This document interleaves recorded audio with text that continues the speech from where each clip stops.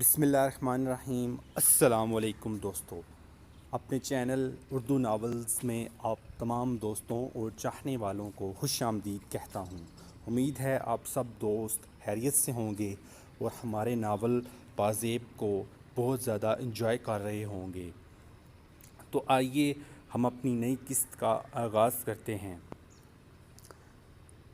سچ سچ بتا، کیا کوٹھی نہایت شاندار تھی، ایسی ویسی شمشیرہ بیگم، دیکھو تو عقل حیران رہ جائے۔ محل تھی، پوری محل۔ شمشیرہ بیگم کی خوشیوں کا ٹھکانہ نہ رہا۔ بہرحال آج کی شام بڑی خوشگوار تھی۔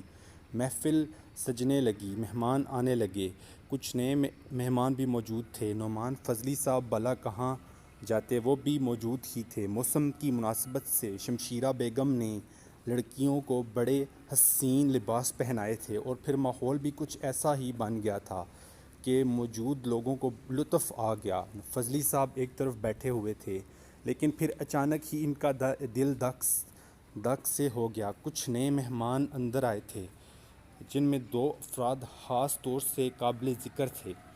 ان میں سے ایک لمبے چوڑے قد و قامت کے شوکت حسین صاحب تھے، جن کی عمر 50-55 سے کم نہیں ہوگی۔ ساتھ ہی ایک اور صاحب بھی تھے۔ دونوں ہی روشن چہروں کے ساتھ اس محفل سے پوری طرح لطف اندوز ہو رہے تھے۔ انہوں نے ایک بار بھی فضلی صاحب کی طرف توجہ نہیں کی تھی، لیکن ان کے اندر آنے کے بعد فضلی صاحب کی جو حالت خراب ہوئی تھی وہ دیکھنے کے قابل تھی۔ آخرکار محفل ختم ہو گئی اور وہ دونوں بھی خاموشی سے نیچے اتر گئے، لیکن فضلی صاحب جس قدر پریشان تھے وہ دیکھنے کے قابل تھا۔ جانے کی تیاریاں کرنے لگے تو شمشیرہ بیگم نے کہا، ارے نعمان صاحب، آپ کہاں؟ کیا بات ہے، آج کچھ پریشان سے ہیں؟ نہیں ٹھیک ہوں، کل حاضری دوں گا، نعمان فضلی نے کہا، اور پھر پاگلوں کی طرح نیچے اتر آئے۔ بادشاہی مسجد سے چند قدم کے فاصلے پر دونوں افراد جیسے انتظار کر رہے تھے۔ نعمان فضلی دوڑتے ہوئے ان کے پاس پہنچ گئے۔ ماما جی، لمبے چوڑے بدن کا شخص رک گیا۔ اس نے پلٹ کر طنزیہ نگاہوں سے نعمان فضلی کو دیکھا اور پھر بولے، معافی چاہتے ہیں میاں، ایک ہی جگہ دونوں شکار ہو گئے۔ ماما جی آپ ہاں، کیا بات ہے، کیوں ہم مرد نہیں ہیں؟ آ گئے بس تماش بینی کے لیے، مگر آپ ماما جی؟ ہاں، اپنے ایک دوست کے گھر میں ٹھہرے ہوئے ہیں، تمہاری ہی تلاش میں آئے تھے، اور آخرکار تمہارا پتہ چلانے میں کامیاب ہو گئے۔ بھئی واقعی رئیس زادے ہو، رئیسوں جیسے کام کر رہے ہو۔ ماما جی آپ ٹھہرے ہوئے کہاں ہیں؟ چلنا چاہو تو چلے آؤ۔ دراصل بہن جی کو یہ بتانا تھا کہ تمہارے بارے میں جو کہانیاں سنی جا رہی ہیں وہ سچ ہیں یا جھوٹ۔ بس یوں سمجھ لو کہ اس کی وجہ سے ہیرا منڈی کے اس کوٹھے پر پہنچ گئے۔ میں آپ کے ساتھ چل رہا ہوں ماما جی، نعمان فضلی نے چور نگاہوں سے دوسرے آدمی کی طرف دیکھتے ہوئے کہا، جسے وہ نہیں جانتے تھے۔ راستہ خاموشی سے کٹا، پھر وہ چھوٹے سے مکان میں پہنچ گئے۔ مکان میں ایک ملازم بھی موجود تھا۔ باہر دلان میں بستر لگے ہوئے تھے، کمرے سے مدھم روشنی آ رہی تھی۔ ماما جی نے اس آدمی سے کہا، تم چائے بناؤ اور اس کے بعد جا کے آرام سے سو جاؤ، اور اس کے بعد انہوں نے نعمان فضلی کو دلان میں پڑے ہوئے تخت پر بیٹھنے کا اشارہ کیا۔ تیسرے صاحب ان سے کچھ فاصلے پر بستر پر جا بیٹھے۔ ہاں تو یہ عیش ہو رہے ہیں یہاں ماما جی؟ ہاں بیٹا، عشق کرنے لگے ہو کسی سے؟ بالکل اچھا کیا، گھر چھوڑ کر یہاں پر پڑے ہوئے ہو۔ کتنے دن ہو گئے، گھر کی خبر بھی لی ہے؟ بڑے پیار سے ذمہ داریاں پورے کر رہے ہو، بہنوں کی، بھائیوں کی، ماؤں کی؟ ماما جی شرمندہ ہوں، مگر کچھ کاروباری مصروفیات تھیں۔ یہی چیز تو سب سے زیادہ تشویش کی بات ہے بیٹا۔ کیا تم نے اپنا کاروبار بھی بدل لیا؟ اور بدلا بھی تو یہ نیا کاروبار؟ توبہ توبہ، کیا اس کے بعد تمہارا شرفاء میں شمار ہو سکتا ہے؟ آپ جتنا چاہے برا بھلا کہہ لیں، لیکن میں واقعی کاروبار میں الجھا ہوا تھا۔ یہاں تو بس دل بہلانے کے لیے سچ بول رہے ہو؟ ماما جی نے گہری نگاہوں سے نعمان کو دیکھا، اور نعمان کی نظریں جھک گئیں۔ تمہاری جھکی ہوئی نظریں بتاتی ہیں نعمان کہ تم یہاں کاروبار کے لیے نہیں رکے، بلکہ دل کے کاروبار میں لگ گئے ہو۔ اپنی ماں کو بھول گئے ہو، بہنوں کو بھی بھول گئے، یہ بھی بھول گئے کہ یہ تمہارا خاندان ہے اور اس خاندان کی بھی کچھ عزت ہے۔ میں مجبور ہوں ماما جی، ٹھیک ہے، ہم کیا کر سکتے ہیں؟ وہ تو بس بہن کی محبت سی محبت ہی تھی جو ہمیں یہاں تک لے آئی، یہاں ہم زندگی میں کبھی نہیں آئے۔ بہرحال انہیں یہ خوشخبری سنا دیں گے کہ بیٹے اب تو وائفوں کے ہاں رہتے ہیں۔ نہیں ماما جی، آپ اپنی عزت کا تو نہیں تو کم از کم ہماری عزت کا خیال کیا ہوتا، یہ سوچا ہوتا کہ بہن بیاہ کر ایک اور گھر میں جا رہی ہے۔ اب دنیا کیا کہے گی، کیا سوچے گی کہ اس بھائی کی بہن ہے جو طوائفوں کے کوٹھے پر پڑا رہتا ہے۔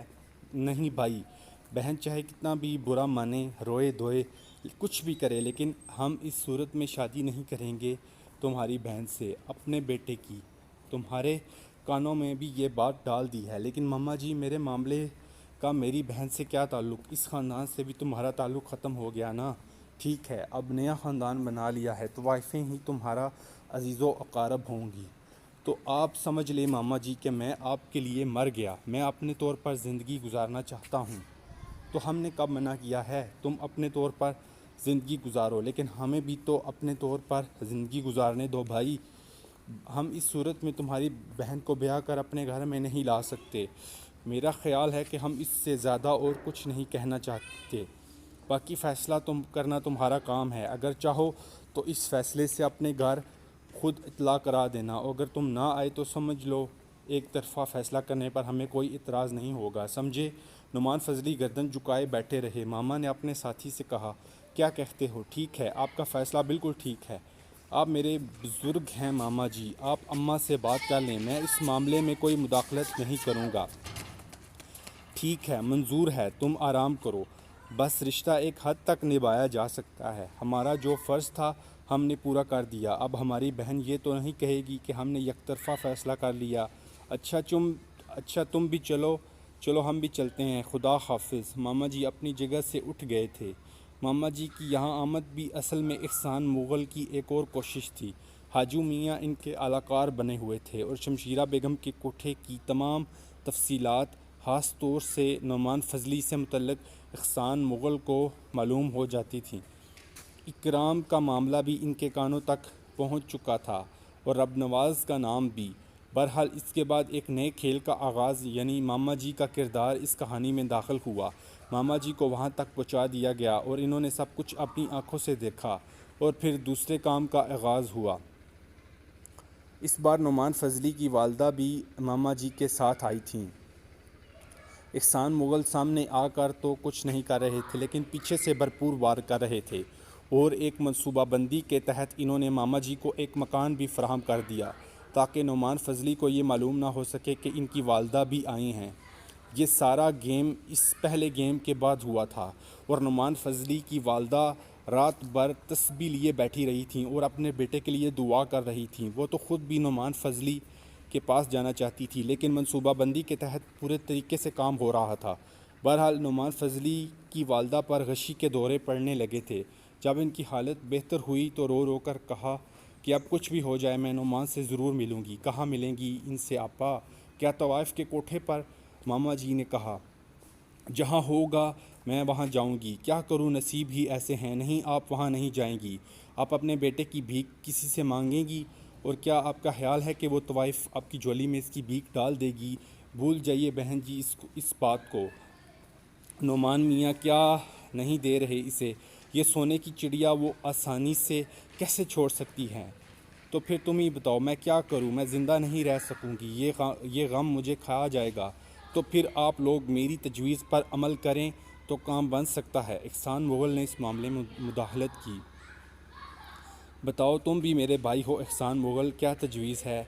ہیرا منڈی میں ایک شاہ جی رہتے ہیں، کوئی فقیر درویش ہیں؟ نہیں، کچھ اور ہیں، وہ بڑے مشہور ہیں، میرا خیال ہے ان سے تذکرہ کیا جائے، وہ کام کے آدمی ہیں، اگر ظرف والے آدمی ہیں تو آپ کے معاملے سے ضرور متاثر ہوں گے، آج کل ان کی بڑی گڈی چڑھی ہوئی ہے، تو مجھے وہاں لے چلو، اللہ کے واسطے مجھے وہاں لے چلو، دل بیٹھا جا رہا ہے میرا، ہائے میرا بچہ کس جنجال میں پھنس گیا ہے۔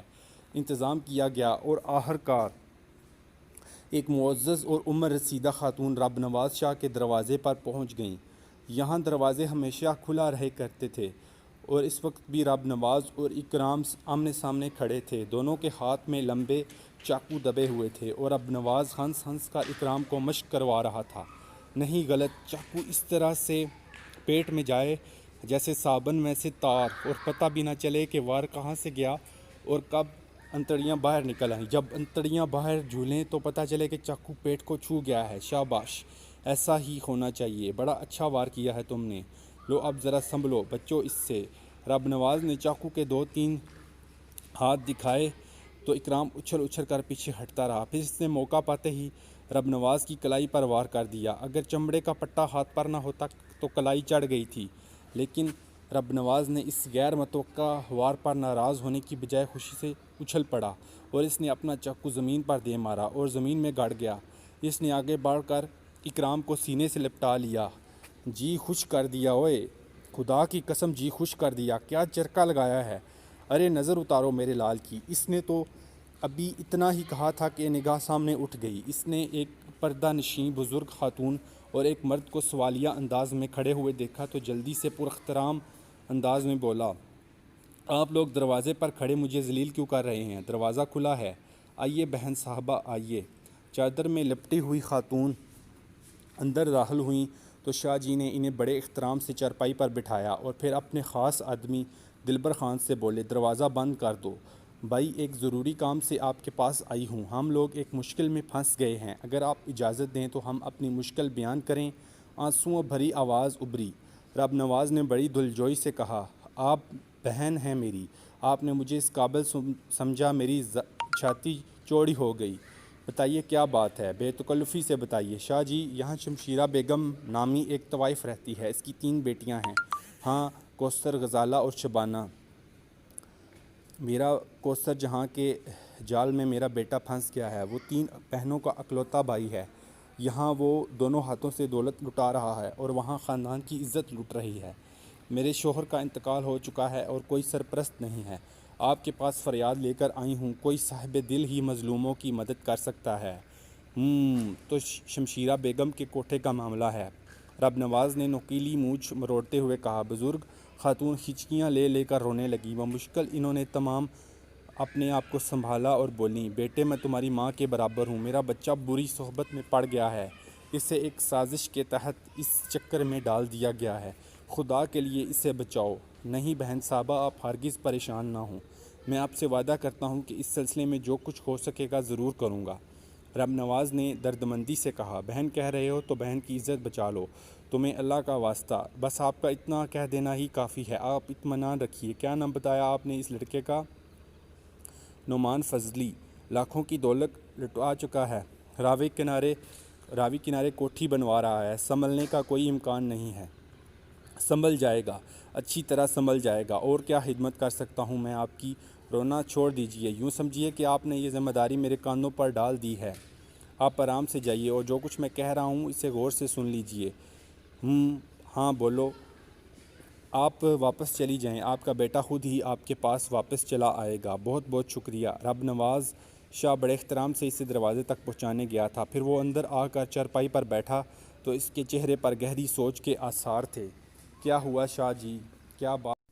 کیا بات ہے؟ نور شاہ نے کہا۔ ذرا رک جاؤ، کچھ سوچ لوں۔ کچھ دیر تک گردن جھکائے رہنے کے بعد رب نواز نے نور شاہ سے کہا، ادھر آؤ صاحب، آ جاؤ، ایک مشورہ لینا چاہتا ہوں۔ یہ بیچاری جو آئی تھیں شریف گھرانے کی بی بی ہیں، لڑکا شمشیرہ بیگم کے کوٹھے پر پھنس گیا ہے اور خوب دولت لٹا رہا ہے، کچھ کرنا چاہیے ان کے لیے۔ آپ نے فیصلہ کر لیا ہے شاہ جی؟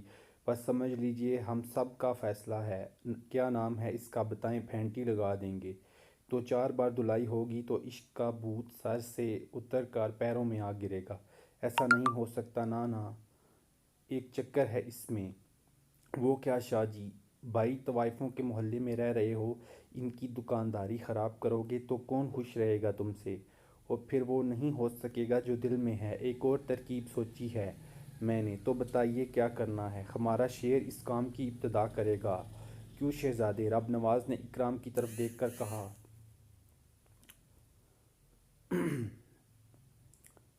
آپ جو بھی کہیں گے کروں گا شاہ جی، حالانکہ ہم ابھی تمہیں میدان میں نہیں لانا چاہتے تھے، مگر کیا کریں، وقت سے پہلے آ گیا۔ تم جانتے ہو نعمان فضلی کو؟ جانتا ہوں شاہ جی۔ کیا جانتے ہو ان کے بارے میں؟ ہمارے ہاں آتے جاتے رہتے ہیں، ننوں ان کی بہت عزت کرتی ہیں۔ اور اکرام کے چہرے پر جھجک پیدا ہو گئی۔ نہ میری جان، تم پھول ہو گلاب کے، چاروں طرف بھی کانٹے ہی ہوتے ہیں گلاب کے پھول کے، اس میں گلاب کے پھول کا کیا قصور؟ تمہیں تو کینچی بننا ہے اور ایک ایک کر کے سارے کانٹوں والی شاخوں کو کاٹ کر پھینک دینا ہے۔ چلو خیر، اب تمہیں کچھ سمجھایا جائے، اسے ذہن میں بٹھا لو اور اس پہ کام شروع کر دو۔ جی شاہ جی۔ اکرام کا چہرہ کھل اٹھا اور اب نواز اسے کچھ بتانے لگا۔ در حقیقت نعمان فضلی پھول ہی کی طرح مرجھا گئے تھے۔ کوچہ جانا کی حاضری برابر ہوتی تھی لیکن دل سہما سہما سا تھا۔ ماما جی کی باتیں یاد آتی تو کلیجہ منہ کو آنے لگتا۔ ماموں زاد بائی سے ان کی بہن کی منگنی ہو چکی تھی اور بہرحال وہ اپنی بہن کو بہت زیادہ چاہتے تھے۔ باپ پہلے ہی مر چکے تھے، تمام ذمہ داری انہی پر تھی۔ بہنیں بھائی پر جان دیتی تھیں، اکلوتے بھائی کے لیے ان کے دل میں بڑا پیار تھا، اور اس عمر میں پہنچے ہوئے بھی نعمان فضلی نے اپنی بہنوں کی کوئی فرمائش نہیں ٹالی تھی۔ انہوں نے عزم کیا تھا کہ بہنوں کے دل سے باپ کا غم نکال دیں گے، لیکن بہرحال آستین کے خنجر نے سینہ چاک کر دیا تھا۔ بہن بری طرح یاد آ رہی تھی۔ شاید اتنے متاثر یا پریشان نہ ہوتے، لیکن ماما جی جو کچھ کہہ گئے تھے اس سے ہاتھ پاؤں پھول گئے تھے۔ ایسا تو نہیں ہونا چاہیے تھا کبھی۔ منگنی ٹوٹی تو بہن بدنام ہو جائے گی، لوگ پوچھیں گے کہ ایسا کیوں ہوا، تو کیا جواب دے گا؟ آنسو بہانے کے سوا اور کچھ نہیں کر سکے گی میری بہن۔ باپ کے مرنے کے بعد ویسے ہی اس کی دنیا ویران ہو گئی ہے۔ خدا خدا کر کے جینے کو راستے تلاش کیے لیکن یہ غم ماں کو کھا جائے گا۔ ایک طرف تو یہ صورتحال تھی اور دوسری طرف کوثر جہاں کا چہرہ نگاہوں کے سامنے آتا تو ساری کائنات اس کے قدموں میں لٹا دینے کو جی چاہتا۔ اس کے لیے بہت کچھ چھوڑا جا سکتا تھا، شدید کشمکش تھی اور کوئی ایسا حل نہیں مل رہا تھا جس سے دونوں راستے ہموار ہو جاتے۔ ماما جی کے بارے میں سوچا کہ ان کی منت سماجت کریں کہ یہ بے رحم فیصلہ واپس لے لیں۔ قصور ان کا ہے، ان کی بہن کا تو نہیں، لیکن ماما جی بھی اپنی جگہ درست ہی تھے۔ آخر بات منظر عام پر تو آنی ہی تھی کہ نعمان فضلی نے ایک طوائف سے شادی کر لی ہے اور اس کے ساتھ لاہور میں آباد ہو گئے ہیں۔ کتنا مذاق اڑے گا ماما جی کا، وہ ان الجھنوں سے شدید تنگ آ چکے تھے۔ کوثر جہاں کو بھی حقیقت نہیں بتا سکتے تھے۔ اس رات بھی وہ معمول کے مطابق شمشیرہ بیگم کے کوٹھے پر گئے۔ سب لوگ موجود تھے۔ شمشیرہ بیگم کے کوٹھوں کی محفل کے دیوانے۔ آج کوثر جہاں بھی بہت اچھے موڈ میں نظر آ رہی تھیں۔ نعمان فضلی کی پذیرائی تو ہمیشہ ہی ہوتی تھی۔ اتنی دیر نعمان میاں کوثر جہاں کی تو جیسے آنکھیں دروازے پر گڑی تھیں، ڈنگ سے گا بھی نہیں پا رہی ہے۔ جی کیا بات ہے، کچھ طبیعت خراب ہے کیا؟ معافی چاہتا ہوں کچھ دیر ہو گئی۔ چلو کوثر شروع کرو، اب تو آ گئے۔ شمشیرہ بیگم کی باتیں بھی بڑے مزے کی تھیں، بس اب آداب محفل تھے ورنہ کون کسے یاد کرتا ہے۔ بہرحال کوثر جہاں گاتی رہی اور آخرکار محفل ختم ہو گئی۔ لوگ رخصت ہونے لگے اور آخر میں صرف نعمان فضلی ہی رہ گئے تھے، گردن جھکائے بیٹھے تھے۔ شمشیرہ بیگم نے اشارہ کیا اور سرزندے اپنا سامان لے کر سامان باندھنے لگے۔ شمشیرہ بیگم بولیں، کوثر جہاں، نعمان آج کچھ اداس نظر آتے ہیں، ذرا ان سے پوچھو کیا بات ہے، ہمیں ان کی اداسی گوارا نہیں۔ شمشیرہ بیگم کا اشارہ پا کر کوثر جہاں نعمان فضلی کو پچھلی بالکونی میں لی آئی۔ آسمان پر چاند نکلا ہوا تھا۔ نعمان فضلی بڑی بالکونی کے ایک گوشے سے ٹک گئے۔ کیا بات ہے، میں بہت پریشان ہوں کوثر، اپنی پریشانی کی تمہیں وجہ کیا بتاؤں، لیکن آج میں کچھ اور چاہتا ہوں کوثر۔ آج میں تمہارے دل کی گہرائیوں میں جھانک کر دیکھنا چاہتا ہوں کہ میں کہاں ہوں۔ کوثر ایک دم سنجیدہ ہو گئی اور اس نے کہا، یہ خیال کیسے آیا آپ کو؟ مجھے اپنی حیثیت کا پتہ تو چلنا چاہیے، میں جاننا چاہتا ہوں کہ تمہاری نگاہوں میں میرا کیا مقام ہے۔ نعمان فضلی نے اپنے دونوں ہاتھ کوثر کے شانوں پر رکھ دیے۔ بالکونی کے بغلی دروازے سے اچانک ہی اکرام نمودار ہوا اور اس کی آمد سے دونوں بری طرح چونک پڑے۔ اکرام کا انداز ہی کچھ عجیب سا تھا۔ وہ آہستہ آہستہ قریب پہنچا اور پھر اس نے نعمان فضلی کی پشت پر ہاتھ رکھ کر اسے پیچھے ہٹنے کے لیے کہا۔ فضلی صاحب چونک کر اکرام کو دیکھنے لگے تھے۔ کوثر جہاں بھی سیدھی ہو گئی تھیں۔ اکرام کی نیلی کنچوں جیسی آنکھیں بلی کی آنکھوں کی طرح چمک رہی تھیں۔ اس میں ایک خونخوار سی کیفیت سی۔ نعمان فضلی کے ہاتھ کوثر کے شانوں سے نہ ہٹے تو اکرام نے انہیں دھکا دے کر پیچھے ہٹا دیا اور نعمان فضلی لڑکھڑا گئے۔ کوثر جہاں نے اکرام کو گھورتے ہوئے کہا، یہ کیا حرکت ہے؟ ادھر نعمان فضلی بھی غصیلی آنکھوں سے اکرام کو دیکھ رہے تھے۔ باہر چلیے فضلی صاحب، اکرام نے بلند آواز میں کہا، اور جس کا لہجہ بالکل ہی بدلا ہوا تھا۔ وہ پہلے جیسی معصومیت اور بے بسی نہیں تھی۔ نہ جانے کیوں ایک دم سے فضلی صاحب کا دل دہل گیا۔ اس کے قدم وہاں نہ جمے اور پھر آہستہ آہستہ بالکونی سے باہر نکل آئے۔ اکرام بھی ان کے پیچھے پیچھے ہال والے کمرے میں آ گیا تھا۔ یہاں غلام شاہ، حاجو اور دوسرے سرزندے بھی موجود تھے۔ شمشیرہ بیگم بھی وہاں آ گئی تھیں۔ ان کی سمجھ میں یہ نہیں آ رہا تھا کہ یہ کیا ہو رہا ہے۔ ادھر کوثر جہاں بھی پیچھے پیچھے ہال میں آ گئی۔ نعمان فضلی بڑی بے بسی سے اکرام کو دیکھ رہے تھے۔ جانتے ہیں فضلی صاحب یہ کون ہیں؟ اکرام نے کوثر جہاں کی طرف اشارہ کر کے کہا۔ فضلی صاحب کے منہ سے کوئی آواز نہیں نکل رہی تھی، بس پریشان سی نگاہوں سے اکرام کو دیکھتے رہے۔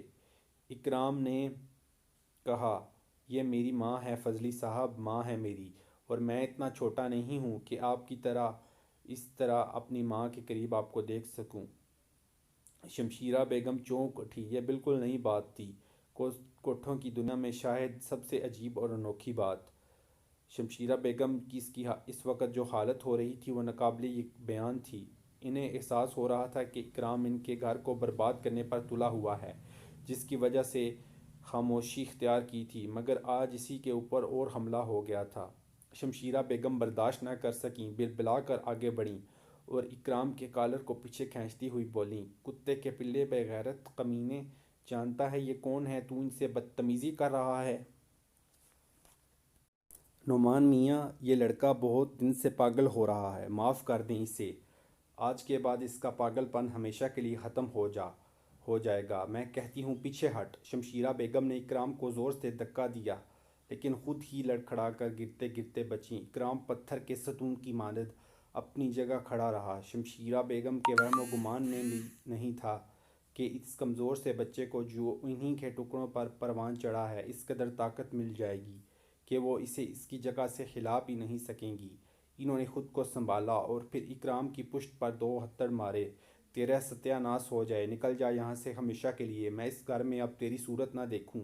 میں کہتی ہوں نکل جا۔ شمشیرہ بیگم کے منہ سے جھاگ نکل رہے تھے۔ نکل جاؤں گا ننو، نکل جاؤں گا، ذرا بات کر لوں اس شریف زادے سے۔ ہاں تو نعمان فضلی، تم میری ماں کے بدلے کیا دے سکو گے مجھے؟ نعمان فضلی کو سمجھ نہیں آ رہا تھا کہ وہ اس لڑکے کو کیا جواب دیں۔ کہنا چاہتے تو کہہ سکتے تھے، میاں جو قیمت لگا لو، یہاں تو سب کچھ ہوتا ہے۔ کب بھی کسی شریف شہزادی کے شانے پر ہاتھ رکھے، یہ شانے اس شخص کے لیے کشادہ ہوتے ہیں جس کی جیبوں میں دولت بھری ہو، لیکن بات کسی ایرے گیرے کی نہیں، کوثر جہاں کی تھی، اور کوثر جہاں کو انہوں نے کبھی ایسی نظر سے نہیں دیکھا تھا۔ اکرام نے پھر کہا، اگر تم نہیں بتا سکتے تو میں تمہیں اپنی اماں کی قیمت بتا سکتا ہوں، کیا سمجھے؟ اگر تمہاری ماں زندہ ہے تو جاؤ اسے لے آؤ اس کوٹھے پر، اسے یہاں چھوڑ دو۔ ماں کے بدلے ماں دی جا سکتی ہے، اس کے سوا ماں کی کوئی قیمت نہیں ہو سکتی۔ جب تمہاری ماں اس کوٹھے پر ناچے گی تو اچانک ہی نعمان فضلی کا پورا وجود غیظ و غضب میں ڈوب گیا۔ ان کے بدن میں لرزشیں پھیل گئی تھیں اور وہ تھر تھر کانپ رہے تھے۔ شمشیرہ بیگم نے کہا، غارت ہو جائے تو، غارت ہو جائے۔ اے غلام شاہ، لاش گرا دو اس مردود کی، جان سے مار دو ابھی اسی وقت۔ شمشیرہ بیگم نے گھرا کر کہا۔ تو غلام شاہ دوڑتا ہوا آگے بڑھا، میں آج تیرا حساب ہی صاف کر دوں۔ اچانک ہی اکرام پیچھے ہٹ کر نیفے میں ہاتھ ڈالا اور چاقو کی گراری گر گر کی آواز کے ساتھ کھل گئی۔ یہ چاقو بچوں کے کھیلنے کا نہیں تھا، اس کا پھل 11 انچ لمبا تھا اور دار بے داغ۔ اکرام نے بڑے ماہرانہ انداز میں چاقو گھمایا اور پھر سیدھا کر کے بولا، غلام شاہ، پیٹ سے لے کر سینے تک چیر ڈالوں گا، یہ ماں بیٹے کا معاملہ ہے، تجھ جیسا بے غیرت یہ بات نہیں سمجھ سکے گا۔ اس نے یہ کہہ کر چاقو والا ہاتھ لہرایا تو غلام شاہ گھبرا کر پیچھے ہٹ گیا۔ اسے یہ اندازہ لگانا مشکل نہیں لگا کہ جس انداز میں یہ چاقو لہرایا گیا ہے کوئی اناڑی پن نہیں ہے، اسے یوں لگ رہا تھا جیسے یہ وہ ہارا مارا ہوا لڑکا اکرام نہیں ہے بلکہ کوئی اور ہی ہے۔ وہ نروس ہو گیا تھا، اور ادھر کوثر جہاں ٹکٹکی باندھے اکرام کو دیکھ رہی تھیں۔ شمشیرہ بیگم کا چہرہ آگ کی طرح سرخ ہو رہا تھا، انہوں نے دونوں ہاتھ سینے پر رکھ لیے تھے۔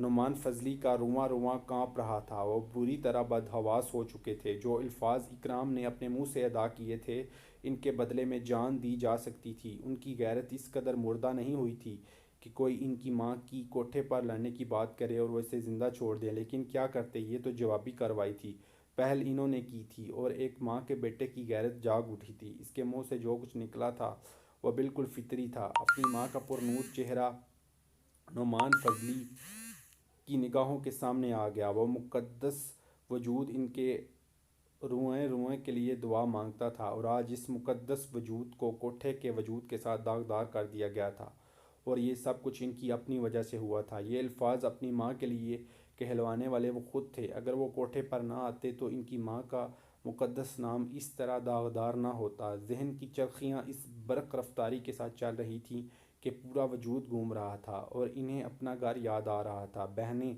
جنہیں انہوں نے بے سہارا چھوڑ دیا تھا، اور وہ اذیت ناک طور پر یہ محسوس کر رہے تھے کہ میں بے ضمیر ہوں، اور یہ لڑکا مجھ سے کروڑ درجے بہتر ہے۔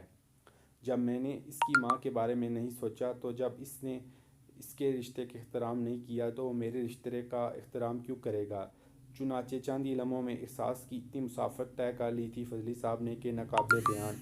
یہ بات ان کے لیے شرمندگی کا باعث بنی ہوئی تھی کہ اپنی ماں کے نام کی بے حرمتی کے وہ خود ذمہ دار ہیں۔ پھر ان کے قدم مڑے اور وہ تیزی سے دروازے کی جانب بڑھ گئے، پھر پاگلوں کی طرح سیڑھیاں اتر کر سڑک پر چلنے لگے۔ شمشیرہ بیگم کو ایسا احساس ہوا جیسے وہ سنہری سکوں کے ڈھیر سے پھسل کر نیچے آ گری ہو۔ یہ سکے ایک ایک کر کے فضا میں تحلیل ہوتے جا رہے تھے۔ ناظرین، یہ تھی ہماری آج کی قسط۔ اس کے بعد کیا ہوا، یہ سب جاننے کے لیے اگلی قسط کا انتظار کیجیے گا، اور ہماری یہ ناول اور یہ سٹوری آپ کو کیسی لگ رہی ہے، اس کا اظہار کمنٹ باکس میں ضرور کیجیے۔ ہماری ویڈیوز کو لائک کیجیے، اس چینل کو سبسکرائب کیجیے، اور اپنے دوستوں کے ساتھ بھی شیئر ضرور کیجیے گا۔ اور تب تک کے لیے، نئی قسط آنے تک کے لیے مجھے اجازت دیجیے۔ اپنا بہت زیادہ خیال رکھیے گا۔ اللہ حافظ۔